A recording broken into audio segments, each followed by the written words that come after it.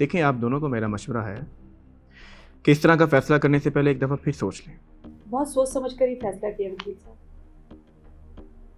अरे रहने दीजिए वकील साहब, इसको समझाना और भैंस के सामने बीन बजाना एक साथ। इसने जो भी फैसला किया होगा बड़ा सोच समझ कर किया होगा।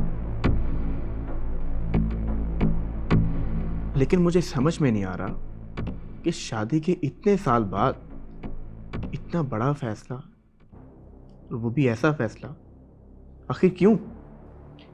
क्योंकि मेरा शौहर नामर्द है। ये क्या बकवास कर रही हो तुम?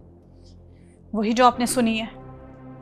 अगर तुम्हें तलाक चाहिए ना तो लो, लेकिन मुझ पर इस तरह से इल्जाम लगा के मेरी तस्लील मत करो। इल्जाम झूठ बोलकर लगाया जाता है, जिसे साबित करना पड़े। वकील साहब, पूछें जरा इस बदचलन औरत से, अगर मैं नामर्द हूं तो ये 2 बच्चे जो पैदा हुए वो कहां से आए? वो दोनों बच्चे आपके ही हैं। मोहतरमा, अगर वो दोनों बच्चे इनके ही हैं तो फिर ये नामर्द कैसे हुए? वकील साहब, मर्द की मर्दानगी और ताकत क्या सिर्फ बच्चे पैदा करने से होती है? शायद मैंने सही अल्फाज का चुनाव नहीं किया, लेकिन कहा मैंने सच ही है। तेरी तो ये क्या कर रहे हैं आप? मैं बात कर रहा हूं ना। रिलैक्स, पानी पिए आप। अगर आपके 2 बच्चे हैं फिर ये नामर्द कैसे हो गए? अगर आपने इनकी मर्दानगी की ही वकालत करनी है तो खुल के बताती हूँ इनकी मर्दानगी के किस्से।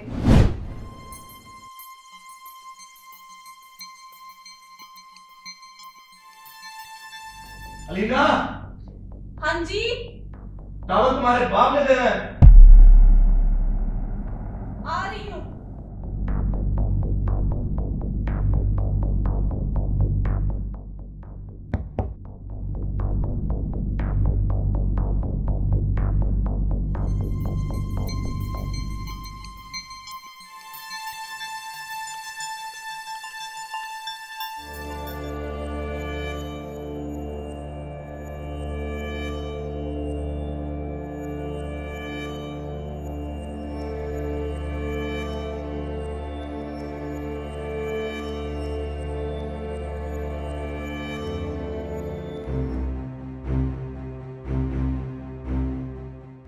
एक तो इस औरत को कोई काम नहीं सिखाया इसकी माँ ने।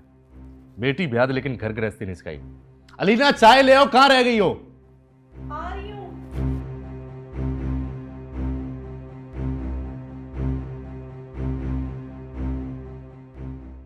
पकड़ाओ मुझे। अंधी हो गई हो क्या?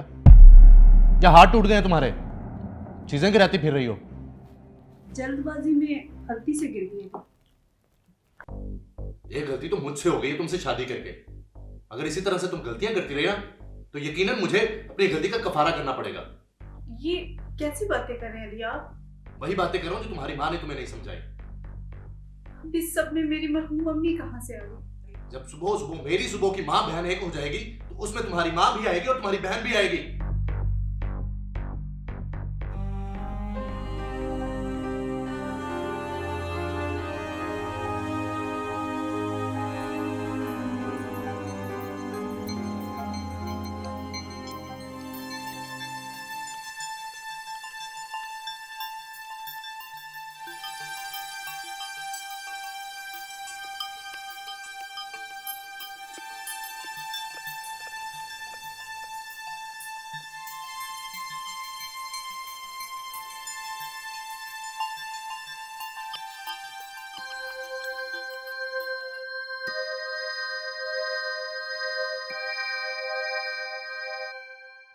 अगर अली को गुस्सा था तो मुझे चुप कर जाना चाहिए था।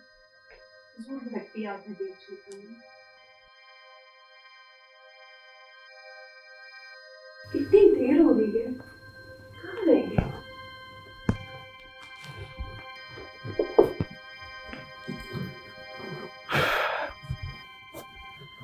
आज आने में इतनी देर कर दी आपने? हाँ, वो मैं कोलिग्स के साथ डिनर करता। मैं यहाँ आपका इंतज़ार कर रही हूँ और आप कलीग्स के साथ डिनर कर रहे हैं और मुझे बताना भी ज़रूरी नहीं समझा आपने। हाँ, क्योंकि मैं कुछ पल सुकून के गुजारना चाहता था।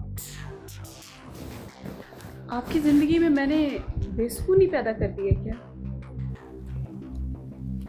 या फिर आपने अपने सुकून का ठिकाना बदल लिया? शक कर रही है तुम मुझ पर? शक वहाँ किया जाता है जहाँ कोई डाउट हो, और आपके रवैये से साफ पता चलता है कि अब आपको मुझसे मोहब्बत नहीं रही। You are sick.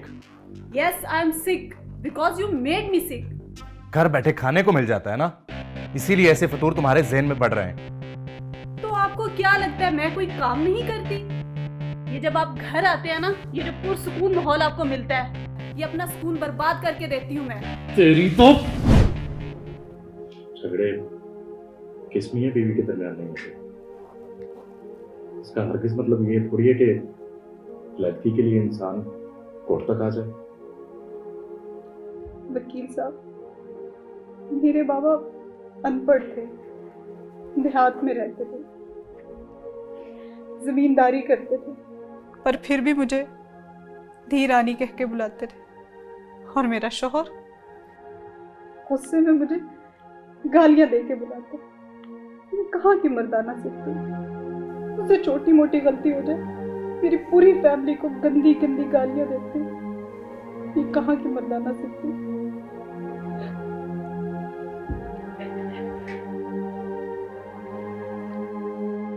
वकील साहब, मर्द तो वो होता है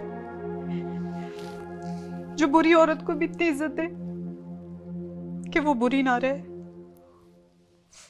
और मेरा शौहर मुझे ऐसे अल्फाज से मुखातिब करता है जो मैं बयान नहीं कर सकती।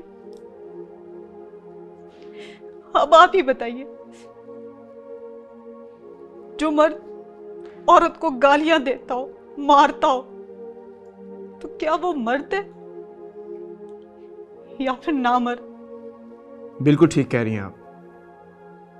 एक ऐसा इंसान जो औरत को गाली दे, उस पे हाथ उठाए, वो कभी भी मर्द नहीं हो सकता, वो एक नामर्द ही हो सकता है।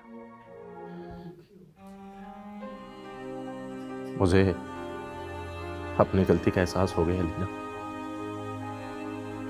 मैं अपने किए पर बहुत शर्मिंदा हूं। मैंने तुम्हारे साथ जो भी सलूक किया, मैं उसके लिए माफी मांगता हूं।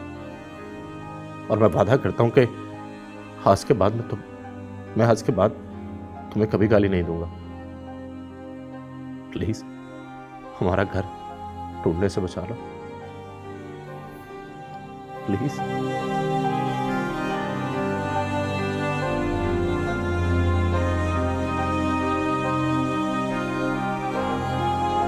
जिस मुआशरे में माँ और बहन का इस्तेमाल रिश्तों से ज्यादा गालियों में होता हो, उस मुआशरे की इखलाकियात से कोई क्या तवक्को कर सकता है।